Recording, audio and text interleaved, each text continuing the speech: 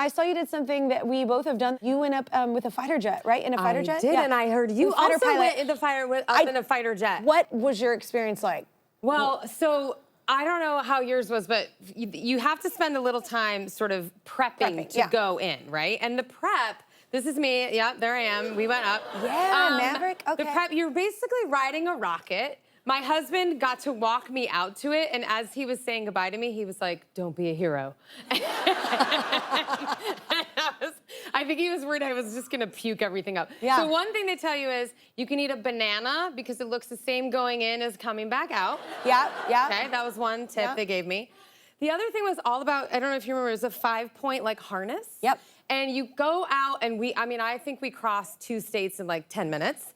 And they have to burn off all this fuel because they told me when you come back for the landing, they don't want to have a lot of gas in the tank because what if the plane catches fire? They don't want like a fireball. And they tell you this right before you go out to go. They're like, so when we land, we got to burn it off. Like what? And how about, then they're like, you're in the mask, you have a mask on, you're like this, you can see like right here. Yeah. And they're like, okay, let's practice taking your harness off so you can get out of the plane, like quick, in case it's literally on fire. I can't even see where the harness is. Yeah. Like, I was like, well, I guess this is it for me in this plane. Did you puke?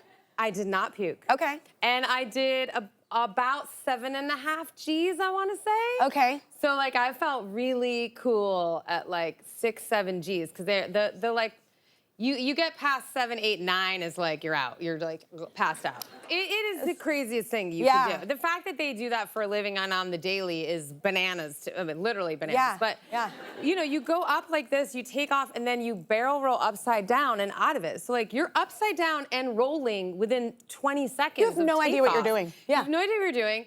And yeah, so we did a barrel. He had same thing. Yeah. It was like, let's do a trick. So we do like a barrel roll. And I basically said, if you go again, I will throw up. Like I could feel it coming. I did well, and then I did well with one, and then it was the last one, and he actually hit a certain amount of G's because he said, "Oh, if you don't mind not telling anyone." He was like, we actually hit a little further than we're supposed to, or I hit a little harder or whatever, and I was like, I'm not gonna tell anyone, but I feel really cool. Yeah, you should. Yeah. That's what I'm saying. I was like taking track of like how many G's we got.